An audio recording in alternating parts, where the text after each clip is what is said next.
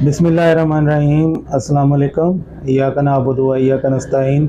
मैं डॉक्टर साजिद अपने YouTube channel doctor Sajid Hussain में खुशामदीद कहता हूँ।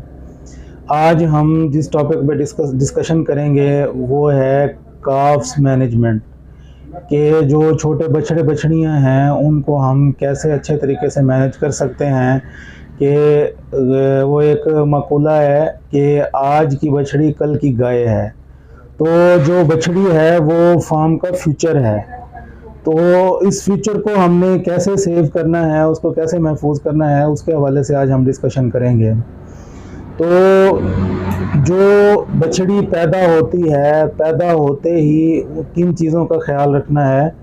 एक तो जब वो पैदा हो तो फौरी तौर पे बंदा जो है ना जानवर को असिस्ट करे। जब बच्चा बाहर आ रहा होता है वो बड़ा पेनफुल प्रोसेस होता है। तो उसमें बाज़ दफ़ा ये होता है कि जानवर ज़ोर लगा लगा के एग्जॉस्ट होके बैठ जाता है, तो वो ज़ोर लगाना बंद कर देता है। तो उस सूरत में जब वाटर बैग आ चुके हों तो काफ की डेथ भी हो सकती है। तो वहाँ पे हमारा असिस्टेंट खड़ा हो जो जानवर को पकड़ के बच्चे को असिस्ट करे। तो जब बच्चा बाहर आ जाए तो फौरी तौर पे उस पे जो वो लिक्विड वगैरह लगा होता है या झिल्लियाँ वगैरह लगी होती हैं उनको उतार के पिछली टांगों से पकड़ के उसको ऐसे उल्टा लटकाए, ताकि वो जो उसके नॉस्ट्रल्स में या उसके नाक के अंदर जो फ्लूइड वगैरह गया हुआ है वो फ्लूइड सारा वहाँ से रिमूव हो सके और वो आसानी से सांस ले सके। तो ये वाला प्रोसेस ड्यूरिंग बर्थ जो है ना वो असिस्टेंट ने परफॉर्म करना है। उसके बाद जो अगला प्रोसेस है बच्चा पैदा होने के फ़ौरन बाद, वो ये है कि उसको फौरी तौर पे क्लोस्ट्रम पिलाया जाए। क्लोस्ट्रम कहते हैं जो पहली बोली होती है, जिसको हम बोली आम जुबान में बोली कहते हैं, तो वो उसको फीड करवाई जाए। वो बोली as such as much as आप जितना उसको फीड करवा सकते हैं उसको फीड करवाएं, क्योंकि जो बच्चा माँ के पेट से बाहर आता है, बछड़ा या बछड़ी, तो उसके अंदर इतना इम्यूनिटी का सिस्टम नहीं होता। तो एंटीबॉडीज उसकी बॉडी के अंदर बिल्कुल ज़ीरो होती हैं। जो पहला क्लोस्ट्रम है, बोली है, वो एंटीबॉडीज का सोर्स है। तो उसको आप जितना फीड करवाएंगे उतना ज़्यादा उसके लिए वो बेनिफिशियल है। फिर उसके बाद वो फीड करवाने के बाद जो उसका नेवल कार्ड है, जो उसकी धुनी है, उसको हम कट करेंगे। वो कट करने का तरीका, उसको डिसइंफेक्ट करेंगे। कट करने का तरीका ये है कि जहाँ से हमने उसको काटना है ना, तो उससे थोड़ा सा ऊपर किसी धागे के साथ उसको टाइट कर देंगे ताकि ब्लीडिंग वगैरह ना हो। वो या क्लिप लगा देते हैं। उसके बाद उसको जो है ना थोड़ा सा 2-3 इंच नीचे रख के उसको काट दें और उसको जो है ना पायोडीन लगा दें, वो डिसइंफेक्ट हो जाएगी। उसके बाद जैसे ही बछड़ा थोड़ा सा एक्टिव होता है क्लोस्ट्रम के बाद, तो आपने उसको काफ स्टार्टर को ऑफर करना है। तो काफ स्टार्टर उसको मुंह उठा के मुट्ठी के अंदर भर के उसके मुंह के अंदर लेप करें, ताकि उसको टेस्ट आए और वो उसको खाना शुरू कर दे। यहाँ पे एक चीज मैं क्लियर करता जाऊं, जो छोटे बछड़े बछड़ियां हैं ना, उनमें दूध उनके वजन के हिसाब से फीड करवाना चाहिए। हमारे यहाँ पे होता क्या है कि या तो उसको हम ओवर फीड करवा देते हैं या अंडर फेड रह जाता है। ओवर फीड अगर करवाएंगे तो उसको मोशन लगेंगे, ब्लडी डायरिया होगा, तो उसकी वजह से जानवर कमजोर होता जाएगा। और वो बिल्कुल इस वक्त पूरी दुनिया में अंडर डेवलप्ड कंट्रीज में, पाकिस्तान में 30 to 40%, 30 से 40% शरह अमवात है हमारे बछड़े बछड़ियों में। वो सिर्फ इसी वजह से ही है कि हम उसकी मैनेजमेंट नहीं कर पाते। तो उसको काफ स्टार्टर फीड करवाएं। जो दूध है वो 10% बॉडी वेट के हिसाब से आप उसको फीड करवाएं।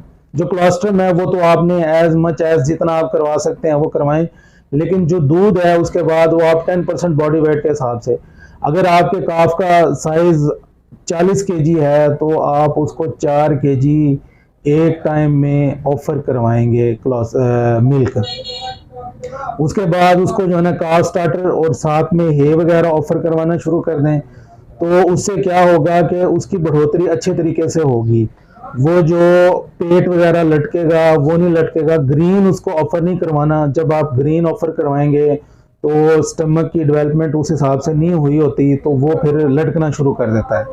आप ड्यूरिंग जब आप उसको दूध पिला रहे होते हैं उस दौरान आप उसको दूध काफ स्टार्टर साथ में हे ऑफर करवाएं, तो उससे क्या होगा कि एक तो उसका पेट नहीं लटकेगा, तो जैसे ही उसका पेट लटकेगा तो एक तो उसकी जो रिप्रोडक्टिव लाइफ है, जो उसकी प्रोडक्शन देने की जिंदगी है वो कम होती जाती है, और वो लेट जाके हीट में आती है, लेट जाके वो जवान होती है, प्यूबर्टी को पहुंचती है लेट जाके, तो वो आप उसकी जो प्रोडक्टिव एंड रिप्रोडक्टिव लाइफ है उसको आप मुतासर कर देते हैं।